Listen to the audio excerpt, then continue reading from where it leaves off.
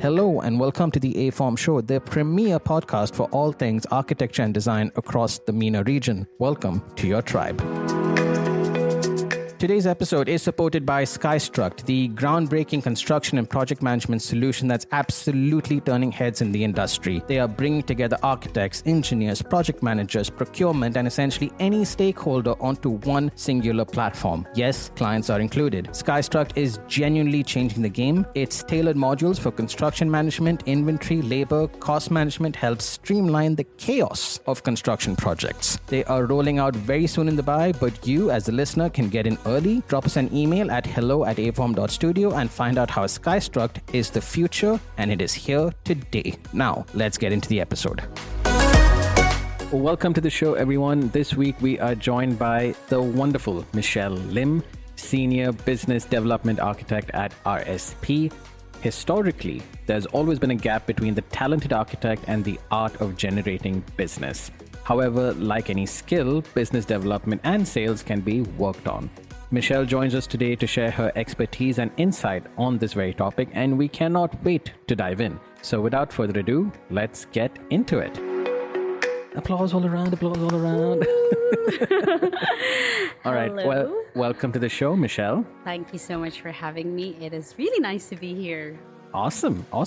So for everyone listening, I'm going to reiterate what you do, right? So you're a business development architect. Mouthful. It's a lot of words. So an architect that does business development. Yes. Now, I'm going to be honest. I know what both those things are, but Separately, but together, I'm a bit confused. So I suppose where I want to start off with is, what is a business development architect? What do you do? I mean, are you making bids and designing the stuff at the same time? What's happening? No, I don't have that many hours in a day. It'd be a business development architect. It's not a very common title at all. Of course, there's business development something, but I think architect, there's not a lot of it. A lot of people who do that. So most large-scale companies have a business development department. But from what I've come across, I'm not sure, you can correct me if I'm wrong, not many architects pursue BD full-time, like as a standalone thing, which is understandable because the everyday tasks are quite a deviation from, an architect's usual roles and responsibilities. And it's interesting because I've spoken to several BD people in the industry, and in general, while there are similarities in our roles, there's still a lot of difference. Like, it differs from company to company. So of course, the general role is about focusing on identifying opportunities for growth, forming strategic partnerships, building relationships with clients and partners, which a lot of people forget that that's important. It's not just the clients. Right. It's the sub-consultants, it's the suppliers, all of them are equally important. Doing market research,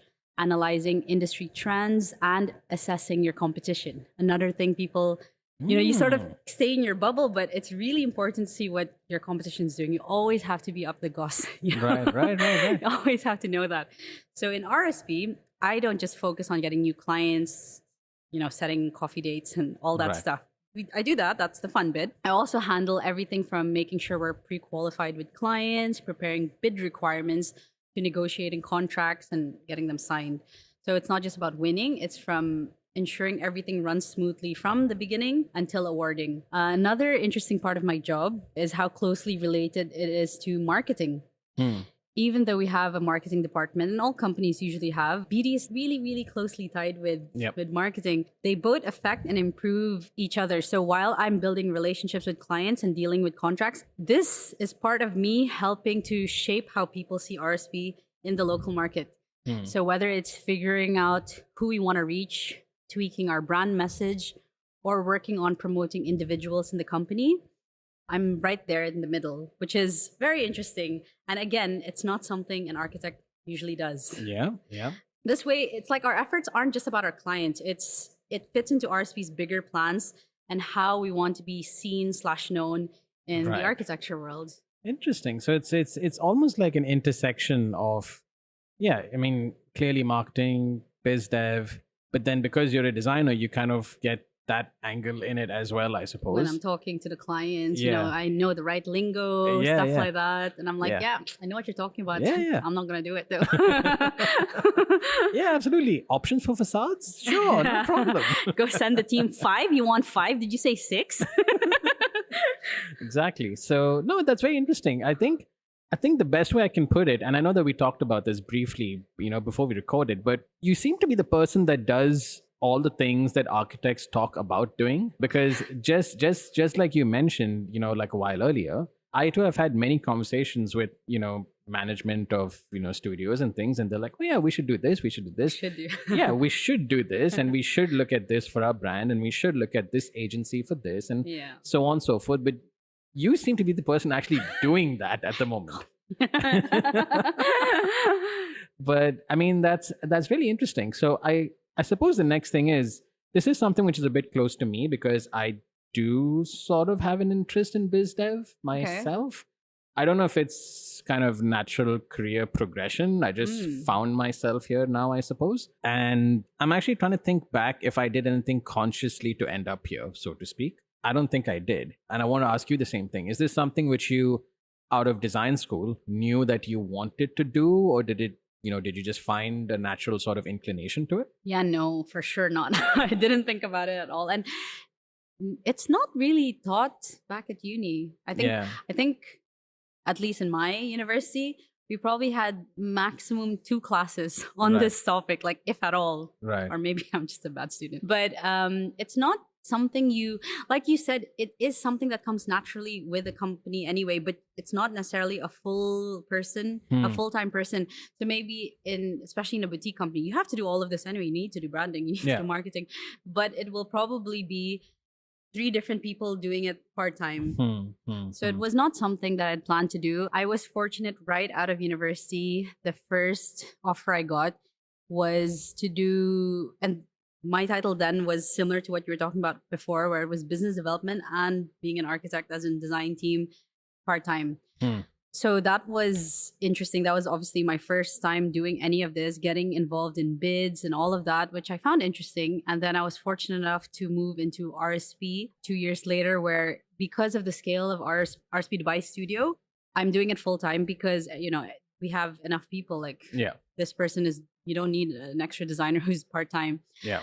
And so, I realized in the 2 years that I was in my first firm that I enjoyed it. And in RSP, I got exposed to much more responsibilities, which I liked. Obviously, my roles and everything grew as I stayed there longer. Yeah. And I sort of I think that's probably what I want to continue doing. Right. Yeah. Okay. Interesting. I almost want to ask again for very selfish reasons now, because, why not? Go ahead. I mean, it's a very difficult thing, right? I mean, I suppose architects, you can kind of gauge a good and bad architect, I suppose, by their designs and what they execute, so on and so forth. But business development is one of those things where, you kind of need to do a lot of work, I suppose, till the very, wait, let me backtrack. Let me try and put this correctly. You need to do a lot of work, which seems unfruitful until the contract's finally signed, And that's when it's like, oh yeah, okay, we got this job. But no one probably sees all the work that led to that. Oh, someone finally gets it. And can you call my boss? No, because I'm kind of thinking, I know again, briefly we talked about, KPIs and things like that. And again, for designers, it's fairly straightforward, right? Like, this deliverable at the end of this program. Exactly. Hit that and, happy days. Yeah. And then you can, try a tighter timeline in the next one. You can try a different model in the other one. And, that's how you sort of progress. But how do you progress in this? And, okay, I suppose my question is more around the fact that how do you know, if someone wanted to hire a good business development person, right? How do you know someone who's good or not good? What's the gauge? I think it's just going to have to be an investment. And I talked about marketing and branding, and none of these things, it's not like we're selling items, it's not like if we have X number of sales at the end of the month and then we know that the ads were good. Yeah. It doesn't apply here because Right. we're selling service. Right. And so these things take a And while. big ticket service. Yeah.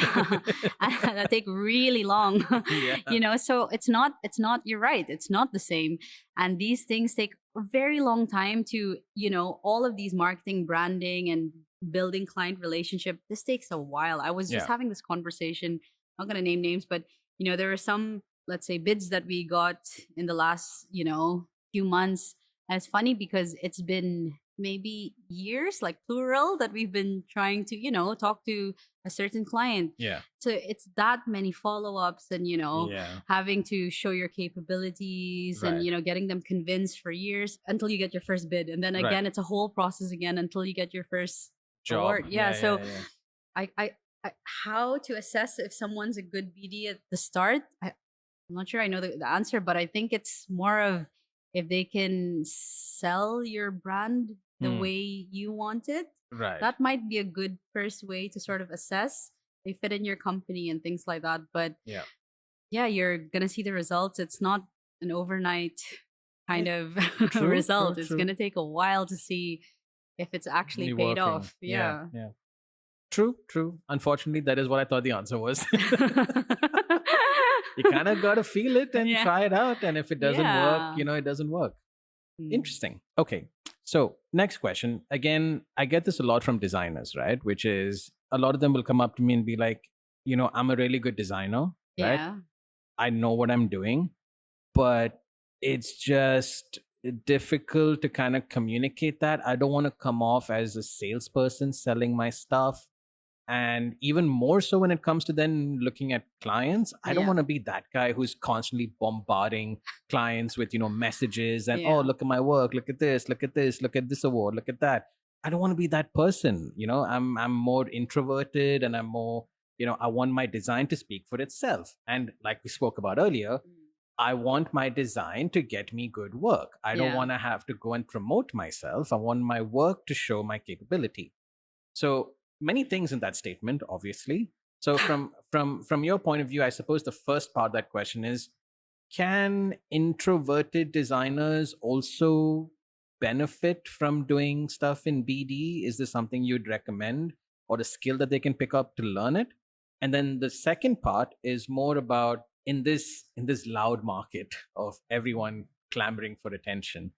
Do you think that the designer who says, I want my design to win me work, does that studio have a place in today's market? Those are the two questions. Okay, so the first, there's nothing wrong with being an introvert. I mean, I'm not an introvert, but I know it's something that can't be helped. So you're just gonna have to put an effort. But if it's necessary, yes, I think it's necessary. Right. Because you need to be able to communicate your ideas effectively, regardless, right? Even if you're not marketing, even when you're just presenting or meeting a client, what are you just going to email, WhatsApp your client? No, you're going to have to explain your design, explain your work True. to them. So it is part of the job. If not, then you hire a BD person like me. There you go. Yeah. All right. Done. That's your solution? No, Yeah. but no, I agree to some extent that obviously designs do speak for themselves, but you have to realize that these clients see hundreds and hundreds of options that are as good as yours. So your branding has to reach them in some unique way. Right. They're not spending, clients and developers aren't spending all their time on Instagram scrolling. Oh, that's a really good render. They're not doing that. You have to convince them that you're not just a good designer. You're the perfect designer for them, for their needs, for their responsibilities. You need me because of X, Y, Z reasons. You have to also put yourself in your client's shoes. So your design might be 100% technically sound, but can you explain it to them? And let's say this is a developer or a private client. Can you explain your design in layman's terms so that they can appreciate it? It's not just, it looks like something they saw on Pinterest. Yeah. You're going to have to consider these things. And so it's not, oh, I'm an introvert, I can't work on my communication skills, or I don't want to. Kind of have to. I don't think there's really a way around it. Like I said, or get someone else to do it for you, because it's inevitable in the industry. It applies to any form of business or art. You can't just expect people to come to you without putting yourself out there. True. So, yeah. Interesting. No, because I mean, it's a constantly conflicting idea, right? I suppose, because on the one hand, I do get what they're saying, right? I do get how it can become very salesy and very like, oh, For but sure. is this part of? I mean, as an architect, did I go to 5 years of architecture school to Mm. eventually just do social media posts all day every day to win work? That's kind of the argument that I hear quite often. And I hear you. I hear what you're saying as well. I don't know if there's like a middle ground for this, you know? Did you go to architecture school just to do commercial projects which follow the developers' standards and guidelines? No, but it's part of the job, you know? True, true, true. Like, I know not everyone wants to do it, but if you want to stand out, and it's very interesting. If you look at a lot of our, the biggest names in the industry, in the architecture world, look at their social media, super active. They're still, they're still consistently posting, of Hmm. course, because they have a full team, a whole Right. army of marketing and branding. But if even they see the need to do this, True. as established as they are, Right. That's you actually a know, good point. I've never actually thought of that. they As don't a need to. Yeah, yeah, exactly. I mean, the biggest names, yeah. Exactly. LinkedIn, even Facebook still, Hmm. Instagram. Hmm. I don't know what else they're on. TikTok sometimes even. There are some of the bigger ones who are on TikTok as well, doing these really cutesy videos. And they don't need to do this at all. Hmm. They don't need to still be convincing people that they know how to design, how to deliver. They still do talks on whatever it is, sustainability. They're still, you have to always stay relevant. Hmm. It's so easy to just be pushed away because there are really, really good designers here. Right. And like you said, I know, you just don't want to be posting renders all day because that's not all you have to do. You have to do much more than posting renders. It's a lot Hmm. of work. Hmm. Hmm. Interesting. True. I think there's a lot of people listening saying, yeah, man, that's exactly what I was telling people. um, no, I mean, but it is a conversation that I think most designers have at some point. So I'm glad we're able to add value to them. So I suppose my next question to you is from a PD point of view, lessons learned almost, so to speak. If you can share a story or some insights based on your journey so far in business development, things which you found interesting, things which, kind of made you go, huh, and I never thought of it that way. Anything interesting that you can share with us? Hmm. Well, I guess everything we've been talking about can be summarized about, having the need to do all these things. Because when you graduate or when you say you want to be an architect, I want to design a good building, I want to deliver a good building, but you don't really think about all the business aspect that comes with it. Hmm. All that's a lot of stuff. I know I've been talking a lot about marketing and branding.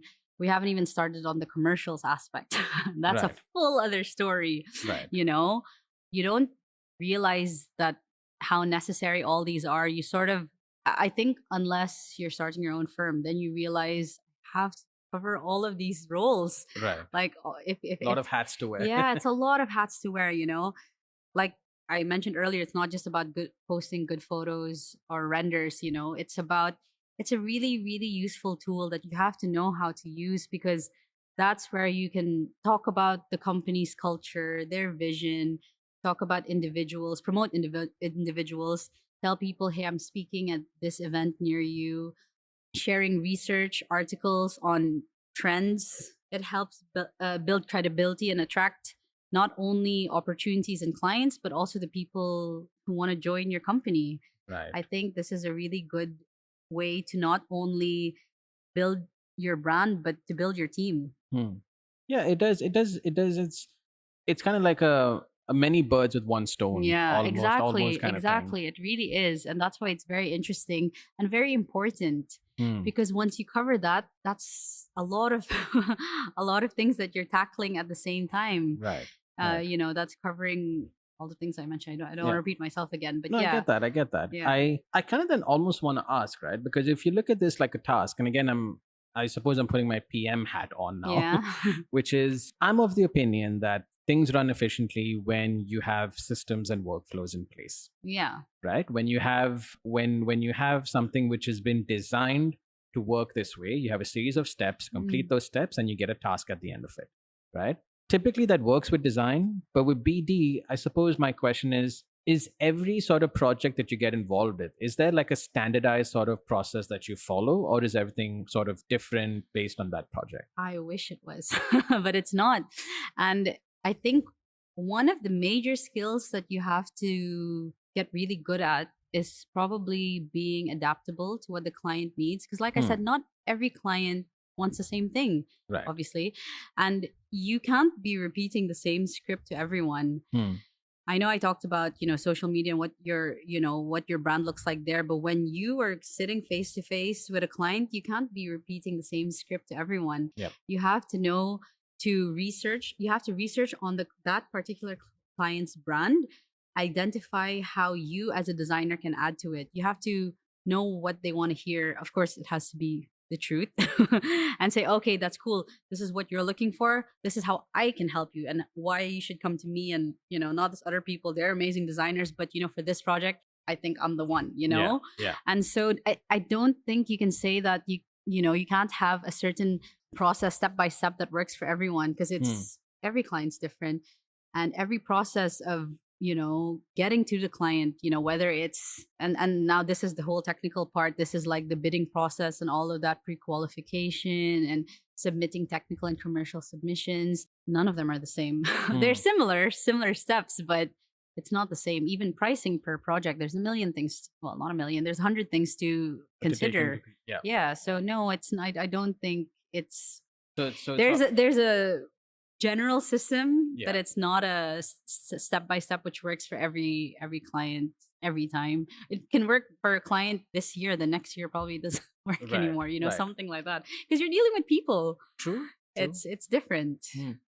No, I agree. I mean, I was just trying to wonder if there was a way it could be standardized, but I suppose not, right? I mean, every developer, for example, might have just something as simple as their own formats of submitting things would make things difficult. But also, we're talking about building relationships with people. That's not a that's not a standard procedure kind of thing. True. It's different for everyone. I think you've touched upon an interesting thing, because I also want to ask then, things which I've sort of, I suppose, picked up unconsciously have been a lot of non-design related things also. I suppose things like, reading a room, reading body language, kind of being able to tell when you're losing someone's attention, I suppose, which again have nothing to do with design, and you don't learn that in design school.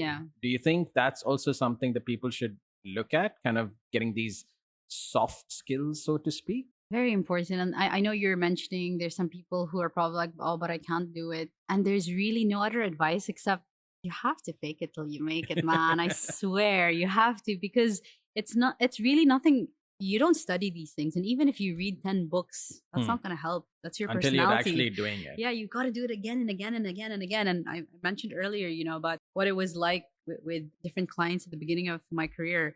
You're going to have to put yourself in that position to be able to improve, because it's not something that can be, communication skills isn't something that you can develop overnight. And you just really have to learn how to present yourself, present their work, or I mean, in this case, if you're working for a firm, or present, your work, and you have to be confident about it. And I know it's easier said than done. So like I said, you have to fake it till you make it. There's really no way around it. Gotcha. You mentioned a while earlier that there's also this kind of role of looking at commercials and contracts as well. So I'm wondering, is there an overlap of your role with finance and contracts and legal as well? I mean, do they also kind of give input when you sort of put your bid together? Yes, there is an overlap, but of course, that's working closely with the finance team, the management team, and things like that. It's interesting because and I also mentioned this earlier with you, till today, I have friends in the industry who know I'm doing BD, and they come to me on advice for how to price their projects, like freelance and stuff like that. Right. So I feel like it's not talked about enough, which is ironic because that's a backbone of any business. Yeah. But we're just so focused on design and delivery and technical that not a lot of people know about this, even if they've been in the industry for a while. Even the best architects with the most solid design won't survive without commercial knowledge. Absolutely. Yeah, it's such a cutthroat industry. You need to be able, at the end of the day, it's profit and things like that. I was fortunate to learn everything I know at RSP over the last 6 years, how to assess the risk factors of a project, how to foresee future possible factors that can affect the project, and the fees also down the line, taking into consideration the program, resources required, which without impacting the other ongoing projects, all of these things. It's different per company, probably does it slightly differently, but like you mentioned, it's not something that a lot of people are aware of, which is very important. I think this is definitely something that I know obviously most of the time there will be a finance person involved, there will be someone else involved. You have to have a good idea, especially if you plan to start up your own firm or at least do things freelance, here and there, because you're just wasting your time. No, it's a very good point. The number of freelancers that I've had that have come to me and been like, man, I should have charged more. Yeah, exactly. Exactly. The number of times I've heard that is shocking, to be honest. Yeah, because you don't know this. Because when you're sitting down doing your day job and you're, designing, and you're not considering all of the, I mean, okay, it's your hours, it's your time. There's a lot more things to consider. And you don't see this when you're in an office job, obviously, because these are behind the scenes things that they don't bother you with. There's a lot more that goes on. And things like, like I said, all the risk factors you have to consider. What type of project is it? Is it residential? Is it going to run for much longer? Did you consider, variations? Did you consider all of these things? Right. And if you don't, then that's how you end up wishing. Unfortunately. And okay, I'm going to say this might be controversial. I feel like a lot of people undervalue themselves. Sorry, not themselves, their services. Yeah. I think people don't realize, and I mean this, designers, and obviously I'm very supportive of designers charging the most because I believe in everyone's services and their design capabilities. I feel like a lot of people undervalue their work. They're like, but that sounds a lot. No, this is your design. No one else can produce this work.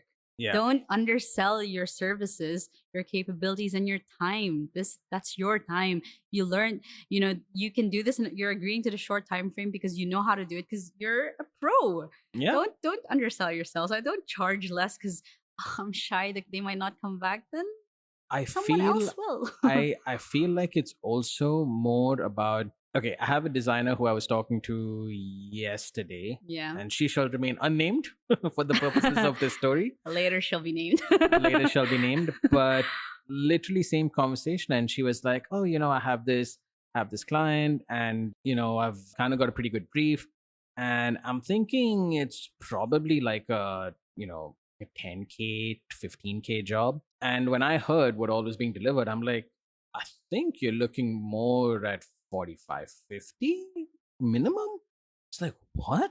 I'm like, I mean, just, the number of hours that you're going to put into it. Just the hours. Times your rate, times your, your overheads, etc., etc.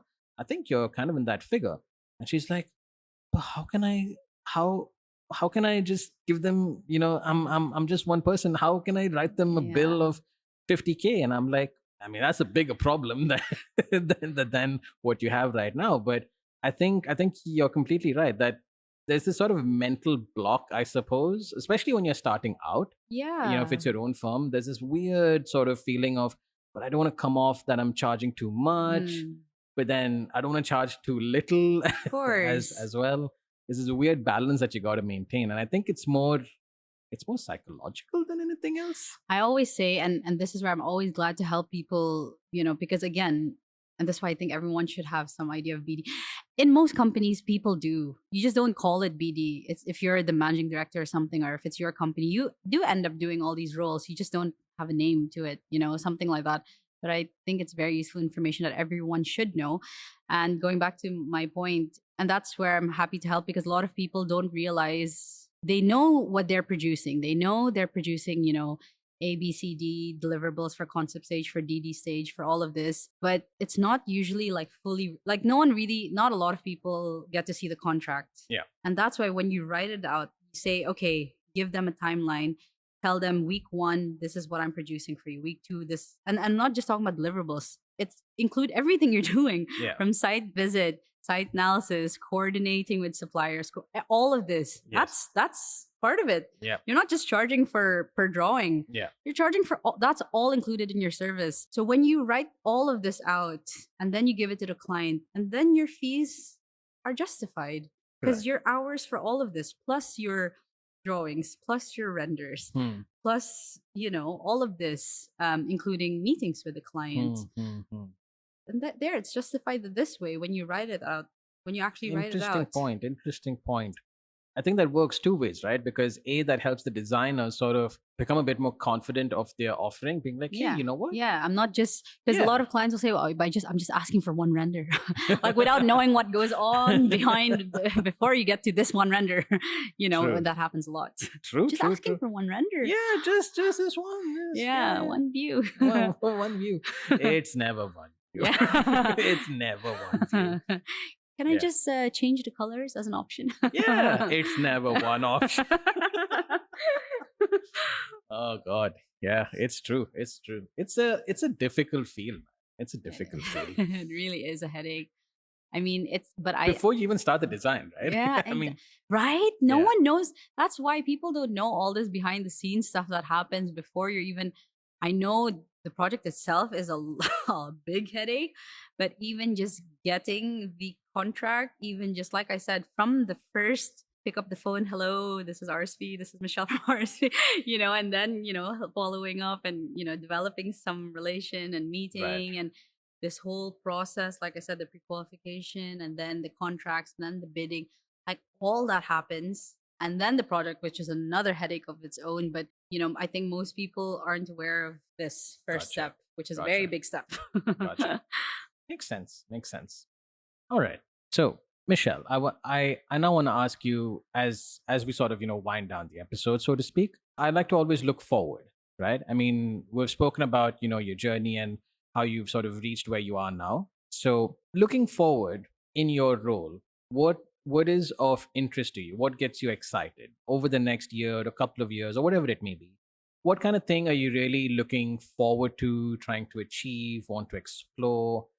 Can be, outside of, design, even for that matter. What's ahead for Michelle, I suppose is the right question. This feels like my year-end review at RSP. Let me get out the clipboard and start checking some boxes. I'll do you. Wait.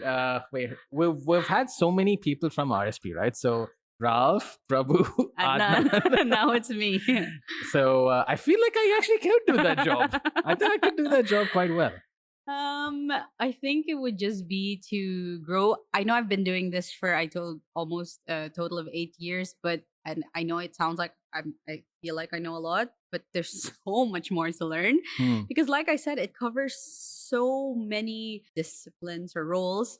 So it's really hard to excel at all of them. It's always like if I'm doing really good in marketing this time, maybe it's not all at equal levels. So it would probably just be to really continue growing to this role, being able to do it better. And I mentioned earlier that it's fake it till you make it. I'm not fully sure if I've made it yet, but yeah, I think it's I really like what I'm doing.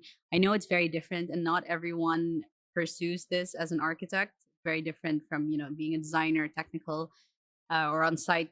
But I enjoy this. I feel like there's a lot more room to grow in terms of building relation. Obviously, there's things like networking never really ends.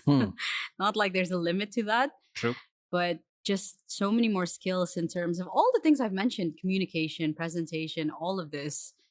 There's a big room to grow still, and I think it's just really excelling in this particular role.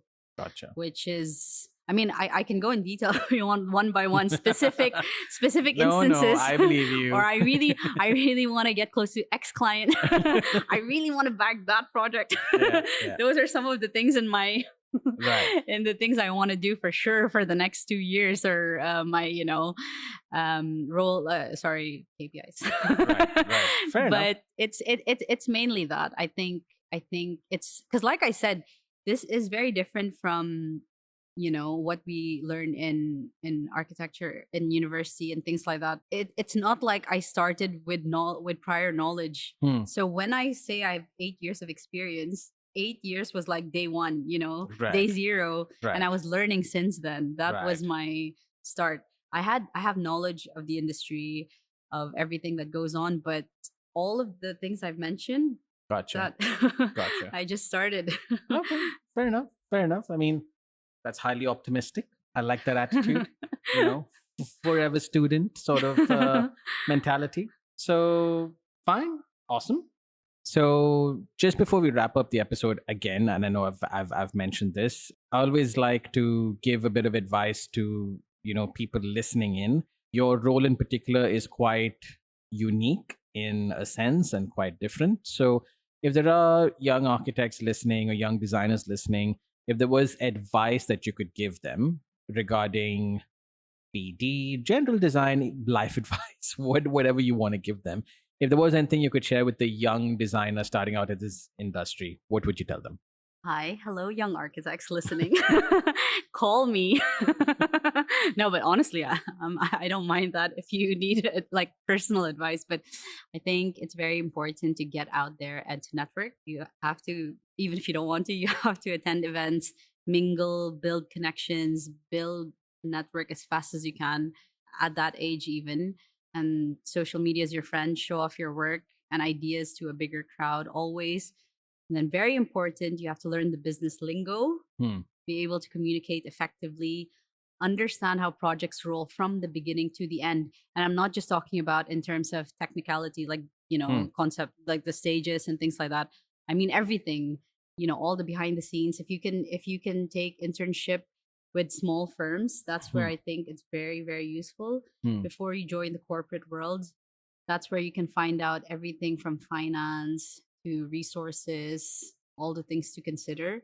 Think profit, strategy, project management. It's not just about the designs, it's about delivery and everything happening, finishing on time. And communication, I've been saying this again and again, should be your biggest strength. Articulate your design vision in a way that resonates with potential clients and people you collaborate with, partners. I think I also mentioned this earlier, but it's not just clients that you have to build really good relationships with.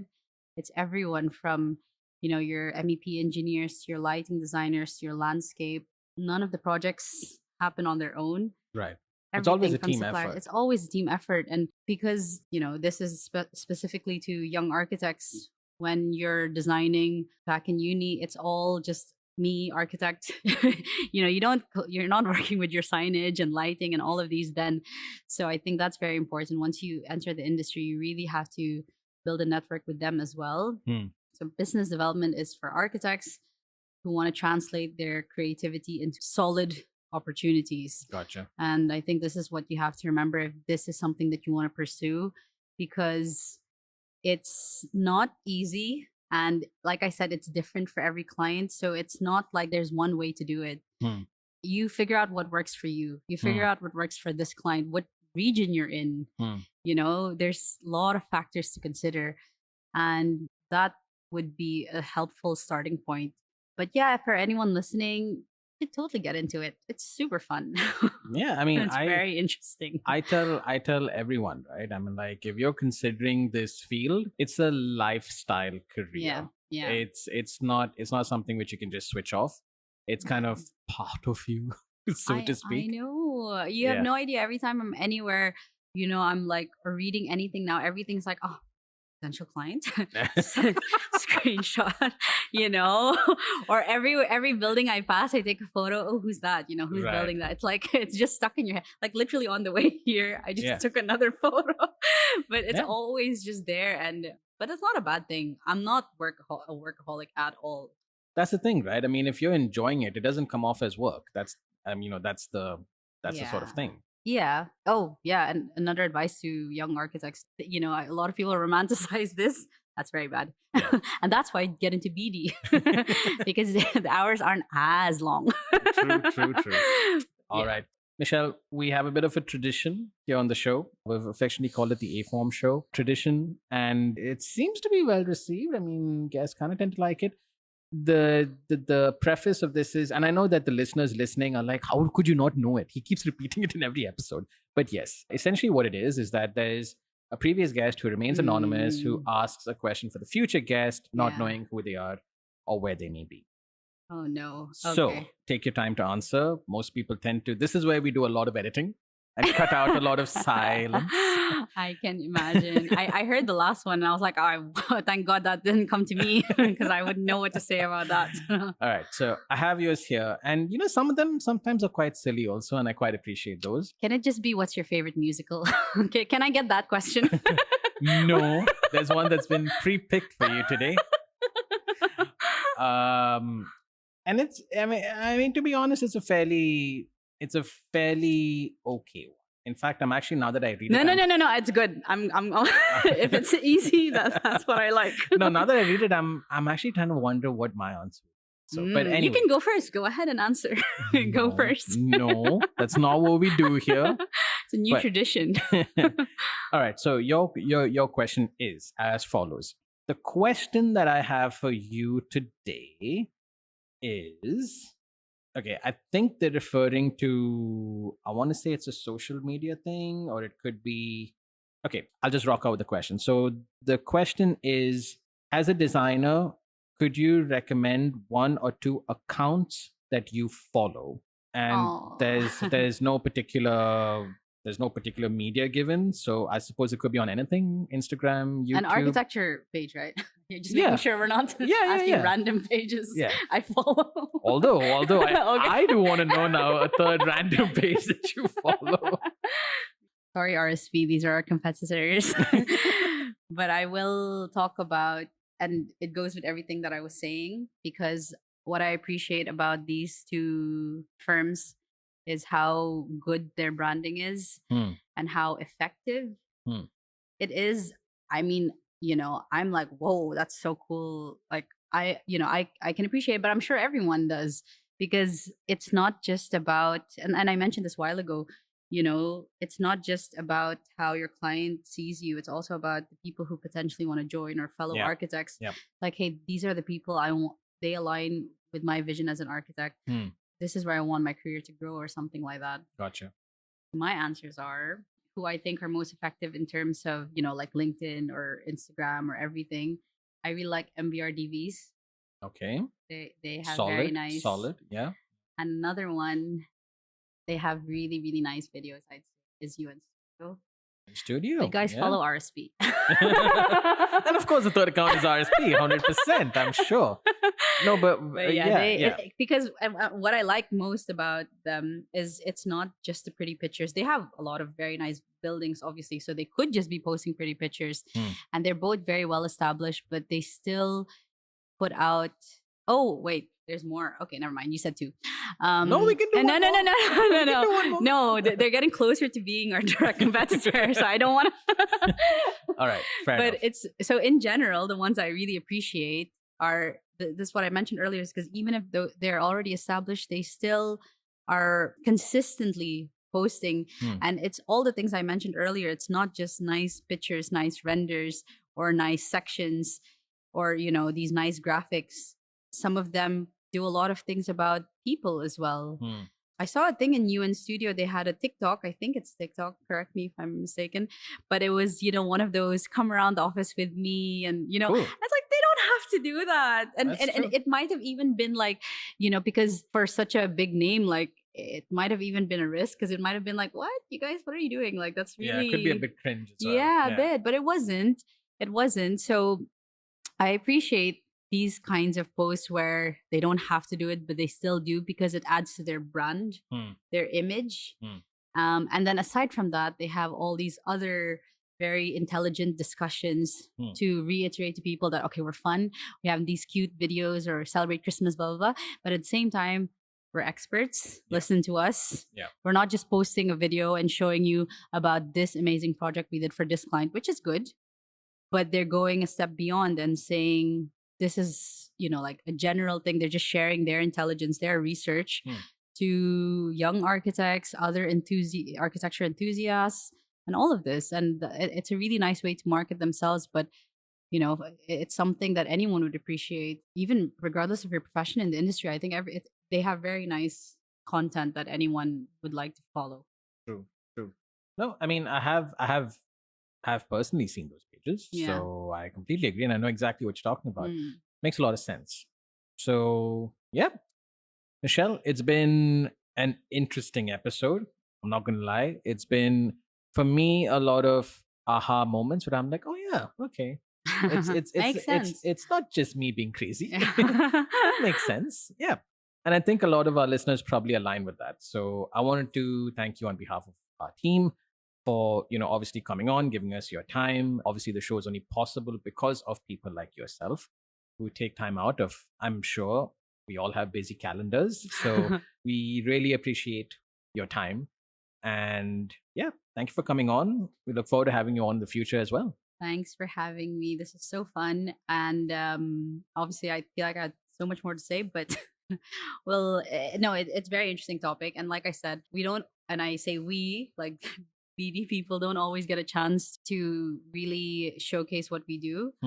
We're promoting the other people. True, but it true. is, and I'm not, like patting myself on the back. Oh, you did a good job. It's just because I'm saying I would like to promote this because I would like more people to come basically to join the BD world, because it's very interesting. Yeah. You never have the same day. Like your day is different every day. Yeah. And if you have the personality for it, definitely do it for sure.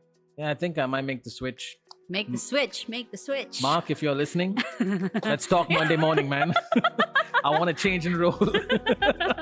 New year, new title.